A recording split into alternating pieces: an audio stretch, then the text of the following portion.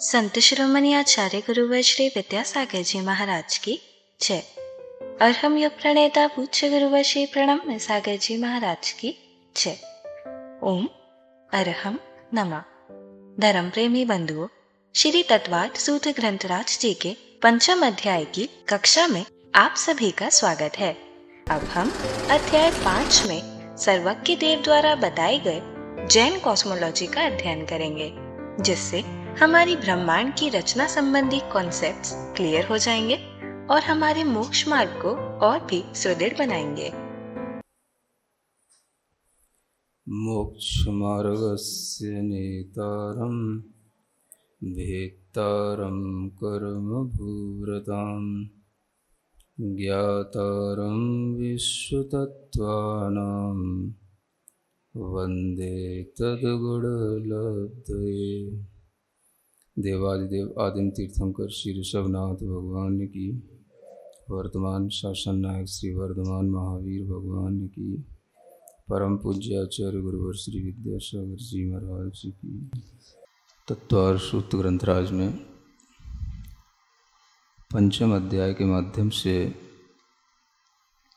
जीव अजीव आदि द्रव्यों का स्वरूप बताया जा रहा है। जो भी इस कॉस्मस के अंदर लिविंग एंटिटीज होती हैं, नॉन लिविंग एंटिटीज होती हैं, उनका वास्तव में क्या रियल नेचर होता है, ये इन सूत्रों के साथ में समझाया जा रहा है। जब हम इन सूत्रों के माध्यम से नहीं दिखाई पड़ने वाली चीज़ के प्रति भी अपने ज्ञान को ले जाते हैं, तो हमारे अंदर एक अद्भुत विश्वास पैदा होने लग जाता है एक अलौकिक जगत के प्रति, कि जो चीज़ें हम अपने ज्ञान से नहीं देख सकते, वो चीज़ें हमें सर्वज्ञ के ज्ञान से दिखाई देती हैं और जानने में आने लग जाती हैं। सर्वज्ञ की बात वैज्ञानिक भी मानते हैं, और इस यूनिवर्स का कोई ना कोई एक ऑब्जर्वर है। इसको आइंस्टाइन ने भी स्वीकार किया है कि जो वास्तव में एब्सोल्यूट ट्रुथ है, वो किसी यूनिवर्सल ऑब्जर्वर के द्वारा ही जाना जाता है। जब इस तरह की बात वैज्ञानिकों के माध्यम से सुनने को मिलती है, तो हमें लगता है कि हम लोग काफ़ी अच्छे हैं उन वैज्ञानिकों से, जिन्हें यूनिवर्सल ऑब्जर्वर के बारे में कहना तो आ रहा है, लेकिन उनके बारे में पता कुछ भी नहीं है। और वह शायद उसी कल्पना से जुड़ जाते हैं जो कल्पना एक गॉड की दुनिया ने कर रखी होती है।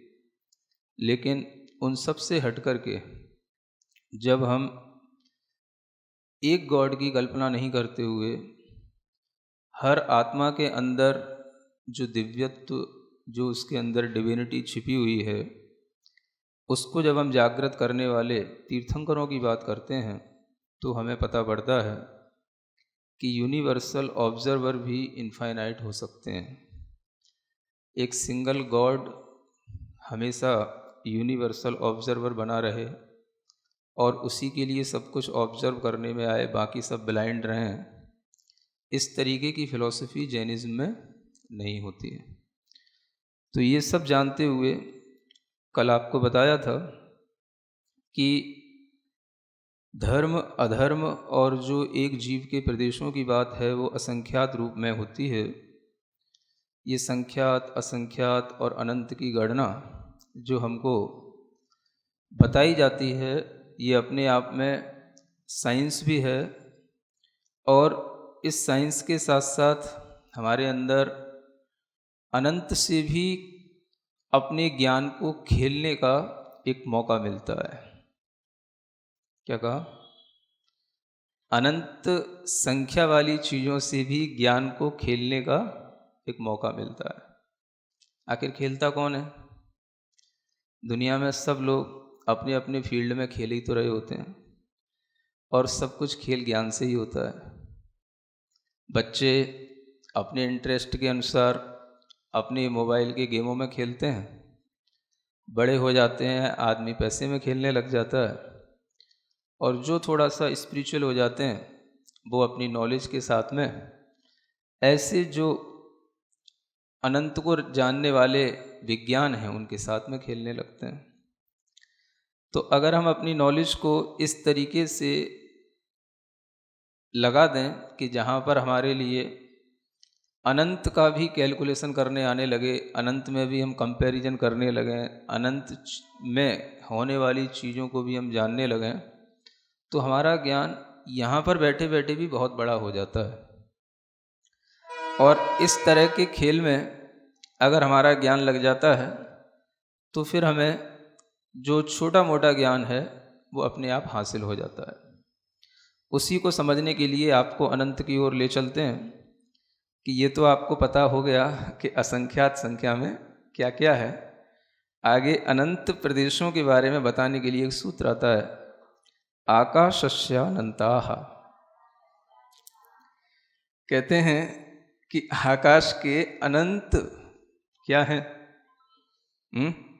सूत्र में तो लिखा नहीं है प्रदेश है, ऊपर आया है। चलो ठीक है, समझने लगे मतलब सूत्रों की भाषा। तो जो ऊपर आया है उसी को इधर से मैच करना है, और यहाँ अनंतः का मतलब यहाँ पर भी अनंत प्रदेश से समझना है ना।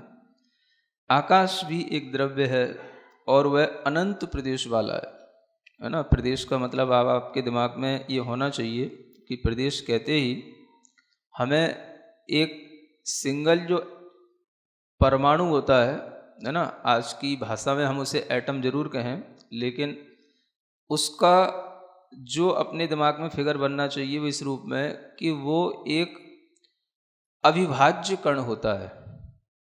अविभाज्य कण का मतलब, हाँ, जिसका कोई फर्दर कोई पार्ट नहीं हो सकता हो, उसको बोलते हैं एटम, है ना।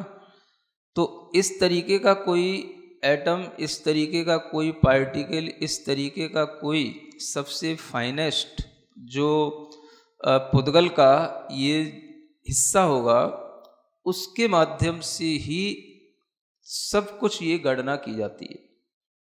वो एक यूनिट बन जाता है और उसी के माध्यम से, उस पॉइंट के माध्यम से ही इन सब प्रदेशों को जाना जाता है, और वह पॉइंट ही प्रदेश होता है, जो स्पेस पॉइंट जिसको बोलते हैं, आकाश के प्रदेश। और वही पुद्गल परमाणु के बराबर होता है। तो पुद्गल परमाणु के प्रदेश हों चाहे धर्म द्रव्य के प्रदेश हों, प्रदेश जहाँ पर आ जाएगा वो सब एक सिंगल स्पेस पॉइंट से नापा जाएगा। तो उसी को यहाँ समझाते हुए कहा जा रहा है कि आकाश के अनंत प्रदेश होते हैं। कितने? अनंत। माने अगर हम देखें कि इस यूनिवर्स के अंदर अनंत प्रदेश वाला कोई द्रव्य है, तो इस यूनिवर्स में कोई भी द्रव्य अनंत प्रदेश वाला आपको इसलिए नहीं मिलेगा कि आकाश जो अनंत है वो इस यूनिवर्स के अंदर नहीं है। जब वो अनंत हो जाएगा तो जिसे हम ये यूनिवर्स बोल रहे हैं, ये इस यूनिवर्स का मतलब जिसमें कि जीव आदि द्रव्य रह रहे हैं, तो वो अनंत होने के कारण से वो उससे भी परे हो जाएगा, है ना। तो अनंत प्रदेश वाला अगर कोई द्रव्य होता है तो वो पुद्गल द्रव्य होता है ना। जो यहाँ पर आकाश आपको बताया जा रहा है अनंत, ये अनंत वो है जो लोक के भी परे है। क्योंकि अगर हम केवल लोकाकाश के प्रदेश देखेंगे तो वो तो असंख्यात होंगे, क्योंकि जितने में लोक बना हुआ है, जो लोक की आकृति आपको देखने को मिलती है, 3 लोक की आकृति, उसमें असंख्यात प्रदेशों में ही उसका विस्तार हो जाता है। और वह असंख्यात प्रदेशों के माध्यम से उसमें धर्म द्रव्य के भी असंख्यात, अधर्म द्रव्य के भी असंख्यात प्रदेश, और एक एक जीव द्रव्य के भी असंख्यात प्रदेश उसी आकाश में रहते हैं, जो आकाश भी असंख्यात प्रदेश वाला ही है। तो आकाश तो अनंत प्रदेशी है, लेकिन जो लोकाकाश है वो असंख्यात प्रदेशी हो जाता है। क्योंकि लोकाकाश में असंख्यात जो द्रव्य रखे हुए हैं वो सब जो है असंख्यात भी हैं द्रव्य और अनंत भी हैं, लेकिन वो सब आकाश के उन्हीं असंख्यात प्रदेशों में समाहित हो जाते हैं, उन्हीं में आ जाते हैं। अब ये भी एक बड़ी विचित्र बात है कि आकाश के इन असंख्यात ही प्रदेशों में, है ना, बहुत सारे पुद्गल रह रहे हैं, बहुत सारे जीव रह रहे हैं और अन्य भी द्रव्य रह रहे हैं। तो आचार्य कहते हैं कि इसमें भी एक बहुत बड़ा आकाश की अवगाहन जो शक्ति है वो एक उसका बहुत बड़ा कारण है। कौन सा? एक तो आकाश की अवगाहन शक्ति, और दूसरा जो परमाणु होता है उस परमाणु में भी अवगाहन शक्ति होती है। तो पुद्गलों में भी अवगाहन शक्ति है और आकाश में भी अवगाहन शक्ति है। इसी के कारण से यहाँ पर अनंतानंत पुद्गल भी रह जाते हैं, और जो आकाश में अवगाहन शक्ति होने के कारण से सभी द्रव्य अगर अनंत संख्या वाले भी हैं तो वो भी इसी में रह जाएंगे, क्योंकि हर एक द्रव्य अपने प्रदेशों को फैला करके नहीं रहता। द्रव्य के प्रदेश अपने आप में संकुचित और विस्तार स्वभाव वाले भी हैं जो अनंत की संख्या में हैं। जैसे जीव द्रव्य अनंत हैं, द्रव्य तो जीव अनंत हैं, लेकिन प्रदेश एक एक द्रव्य के असंख्यात हैं। तो अनंत जीव भी जहाँ रहते हैं वहाँ पर अनंत जीवों के साथ में जिन जीवों के प्रदेश रहते हैं वो प्रदेश असंख्यात सबके अपने अपने अलग अलग हैं, और वो अनंत जीव भी अनंत पुद्गल भी यहाँ पर रह जाएंगे। उन सब जीवों के अंदर भी संकोच विस्तार का स्वभाव है और पुद्गलों के अंदर भी ये संकोच विस्तार का स्वभाव होता है। एक परमाणु के अंदर भी इतनी शक्ति है कि वो भी अपने अंदर अनंत परमाणुओं को समाहित कर सकता है। समझ आ रहा है? मुझे लगता है कि ये एटम बॉम्ब का जो प्रिंसिपल है ये इसी पर डिपेंड है। समझ आ रहा है ना?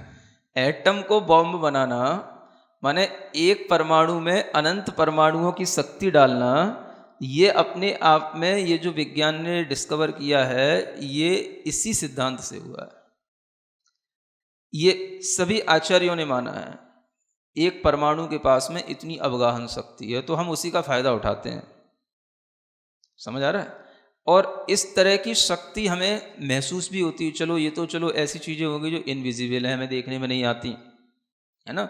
अगर आपको थोड़ा सा इसको एक्सपीरियंस करना है तो आप ऐसी चीज़ों को देख सकते हैं कि छोटी सी चीज़ में भी कितनी शक्ति होती है। जैसे मान लो कोई सेंट की शीशी हो, है ना, परफ्यूम सेंट की शीशी कोई हो, और उसको जो है आप उसका थोड़ा सा केवल एक बूंद बराबर जो है बस आप उसको अपनी हाथ पे लगा लो, है ना। फिर वो आपके हाथ किसी कपड़े से लग जाएं, शरीर से लग जाएं, किसी से लग जाएं, अपने आप वह खुशबू सब जगह पहुंचती चली जाती है, पूरे कमरे में हो जाती है। ये कैसे हो गया? ये सीखने के लिए है कि ये भी जो है क्या है, अवगाहन हो रहा है। किसमें अवगाहन हो रहा है? मतलब कि एक द्रव्य के अंदर इतनी पोटेंसी आ रही है कि उस पोटेंसी को जब हम किसी भी तरीके से अपनी अनुभूति में लाते हैं तो वह हमें इतना दिखाई देता है कि वो दुनिया में फैल, पूरा कमरे में फैल गया वो, है ना। अब उसकी पोटेंसी इस बात से भी समझ सकते हो, कितने ही दिन हो जाते हैं।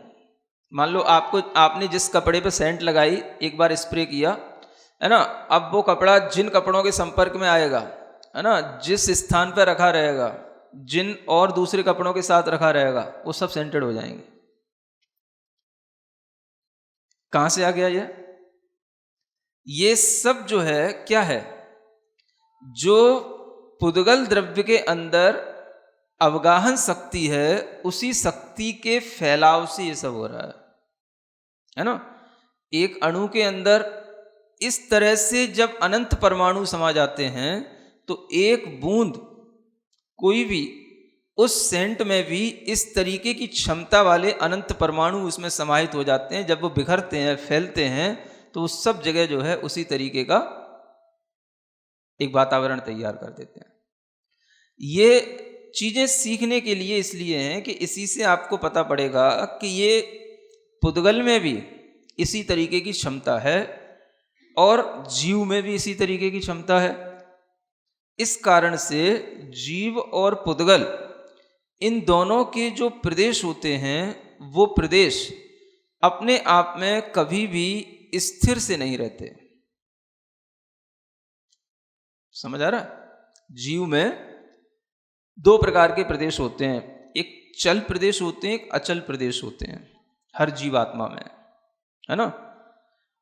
चल प्रदेश जो हमेशा चलते रहें, चलायमान रहें, जिनमें हमेशा एक्टिविटी होती रहे, स्पंदन होता रहे, ये चल प्रदेश कहलाते हैं। और एक गिनती के केवल 8 प्रदेश कहे जाते हैं जो अचल होते हैं। कितने? 8। वो भर अचल रहते हैं। तो अचल होते हुए भी स्पंदन तो उनमें भी होता है, लेकिन वो पूरी आत्मा के अंदर जैसे उनका जो सर्कुलेशन होता है वो नहीं होता। और ये जो प्रदेश होते हैं ये प्रदेश जो है चलायमान रहते हैं, इनमें उथल पुथल होती रहती है, ये घूमते रहते हैं। तो क्या होता है, चल प्रदेश भी हैं और अचल प्रदेश भी हैं। संसारी जीव के अंदर स्थित प्रदेश जिसे हम अचल प्रदेश कह रहे हैं, वो स्थित प्रदेश तो कभी भी जो है स्थित रहते ही नहीं है। जो अचल हैं बस वही अचल रहेंगे, जो चलायमान हैं वो हमेशा चलते ही रहेंगे। जो अस्थित हैं वो चल हैं और जो स्थित हैं वो अचल हैं। तो चल प्रदेश भी हैं और अचल प्रदेश भी हैं। उनमें चल जो प्रदेश हैं वो हमेशा एक तरीके से मोबाइल और इमोबाइल दोनों प्रकार के प्रदेश हो गए। तो जो हमेशा घूम रहे हैं वो हमेशा घूमते ही रहते हैं, और उनके घूमने में भी अंतर आ जाता है जब हम कुछ एक्स्ट्रा एक्टिविटी करते हैं, है ना। अथवा अपने इमोशंस कुछ इस तरीके के होते हैं कि जब अपन बहुत ज़्यादा एंग्री मूड में होते हैं, बहुत ज़्यादा किसी के प्रति मतलब चिल्लाते हैं, किसी पर जो है बहुत गुस्से के साथ रिएक्ट करते हैं, अथवा जब अपने अंदर कोई बहुत ज़्यादा पीड़ा होती है ना, तो इस स्थिति में वह प्रदेश और ज़्यादा उनके अंदर मूवमेंट आ जाता है और ज़्यादा वो चलायमान हो जाते हैं। और जब जीव एक शरीर को छोड़कर के भी दूसरे शरीर की ओर जाता है तब भी उसके प्रदेश चलायमान ही रहते हैं। विग्रह गति में भी प्रदेशों में परिस्पंदन चलता रहता है। ये परिस्पंदन के कारण से ही कर्मों का आश्रव और कर्मों का बंध होता रहता है। ओम अरहम नमः। तो चलिए आज की कक्षा का एक क्विक रिवीजन कर लेते हैं। पंचम अध्याय में हम कॉस्मोस के अंदर लिविंग और नॉन लिविंग एंटिटीज का रियल नेचर समझ रहे हैं। इससे हमारे अंदर अलौकिक जगत के प्रति अद्भुत विश्वास पैदा होता है, क्योंकि जिन चीजों को हम अपने ज्ञान से जान देख नहीं सकते उन्हें हम सर्वज्ञ के ज्ञान से जानते और देखते हैं। वैज्ञानिक भी मानते हैं कि सर्वज्ञ की तरह ही इस यूनिवर्स में कोई सब कुछ जानने और देखने वाला है। आइंस्टाइन ने भी माना है कि एब्सोल्यूट ट्रुथ को कोई यूनिवर्सल ऑब्जर्वर जान सकता है, लेकिन वैज्ञानिकों को उनके बारे में कुछ भी नहीं पता है। हम तीर्थंकर के माध्यम से सब जानते हैं। जैनिज्म की फिलॉसफी में एक ही ईश्वर पूरे विश्व को देखने वाला नहीं होता। यहाँ हर आत्मा के अंदर वही दिव्यत्व और देवत्व छिपा हुआ है। यूनिवर्सल ऑब्जर्वर भी अनंत हो सकते हैं। हमने जाना कि असंख्यात, संख्यात और अनंत की गणना भी अपने आप में साइंस है। इस विज्ञान से आध्यात्मिक लोग अपने ज्ञान से अनंत को भी जानने लगते हैं, उसकी गणना और तुलना करके अपने ज्ञान को असीमित बनाते हैं। सूत्रपात से हमने जाना कि आकाश द्रव्य के अंदर अनंत प्रदेश हैं। सूत्र में प्रदेश शब्द पिछले सूत्र की अनुवृत्ति से आया है। प्रदेश परमाणु का अविभाज्य कण होता है, जिसका कोई फर्दर पार्ट नहीं हो सकता। पुद्गल के माध्यम से ही सब द्रव्यों के प्रदेशों को जाना जाता है। यह एक यूनिट है। आकाश का एक प्रदेश पुद्गल परमाणु के बराबर होता है। हमने जाना कि इस यूनिवर्स यानी लोकाकाश में पुद्गल द्रव्य ही अनंत प्रदेश वाला होता है। आकाश द्रव्य भी इस यूनिवर्स के परे ही अनंत प्रदेश का होता है। लोकाकाश असंख्यात प्रदेश वाला है। इसके असंख्यात प्रदेशों में असंख्यात प्रदेश वाला एक धर्म द्रव्य, एक अधर्म द्रव्य और अनंत जीव द्रव्य रहते हैं। इसमें अनंतानंत पुद्गल द्रव्य भी रहते हैं। ऐसा पुद्गल परमाणु की अपगाहन शक्ति के कारण होता है। आकाश की अपगाहन शक्ति के कारण सभी द्रव्य आकाश में रहते हैं। सब जीवों के अंदर और पुद्गलों के अंदर भी संकोच विस्तार का स्वभाव है। हमने जाना कि परमाणु की अपगाहन शक्ति के कारण एक परमाणु भी अपने अंदर अनंत परमाणुओं को समाहित कर सकता है। जैसे परफ्यूम की एक बूंद से उसकी खुशबू अपने आप सब जगह पहुंच जाती है।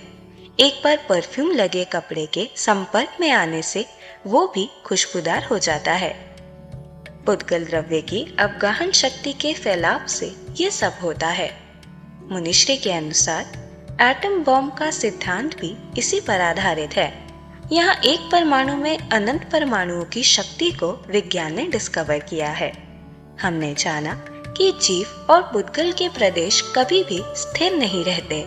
जीव में दो प्रकार के प्रदेश होते हैं। पहला चल प्रदेश, जो हमेशा चलायमान रहते हैं, घूमते रहते हैं। इनमें एक्टिविटी होती है, स्पंदन होता रहता है। और अचल प्रदेश, ये गिनती के केवल 8 होते हैं। अचल होते हुए भी इनमें स्पंदन होता है। संसारी जीव के अंदर चल प्रदेश कभी भी स्थित नहीं रहते। कुछ एक्स्ट्रा एक्टिविटी करने से, ज्यादा गुस्सा करने से या ज्यादा पीड़ा होने पर ये प्रदेश ज्यादा चलायमान हो जाते हैं। इनका परस्पर परिस्पंदन विक्रय गति में भी चलता है, जब जीव एक शरीर को छोड़कर दूसरे शरीर में जाता है।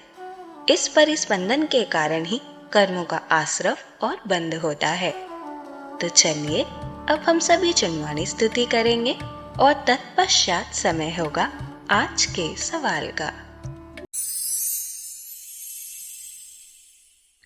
सिरिजिणवाणी जग कल्याणी जग जन मदतम मोहरी जणमण हारी गढ़हर हारी जम जरा भव रोग हरि तिथ्य राणम दिव्य झुणिम जो पड़ई सुणई मय्ये धारई राणम सौख मणंतम धर्य सासद मोक्ष पदम पावई सासद मोक्ष पदम पावई।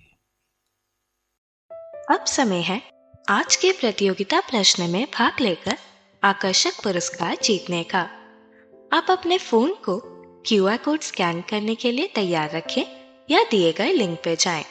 आप अपना उत्तर चुनकर हमें कल शाम 5 बजे तक भेज सकते हैं। 3 भाग्यशाली विजेताओं को मिलेंगे आकर्षक पुरस्कार। विजेताओं का नाम इसी कार्यक्रम में हर रविवार को घोषित किया जाएगा। साथ ही सभी प्रश्नों के सही उत्तर भी बताए जाएंगे। आज का सवाल है, निम्न में से क्या असंख्यात है?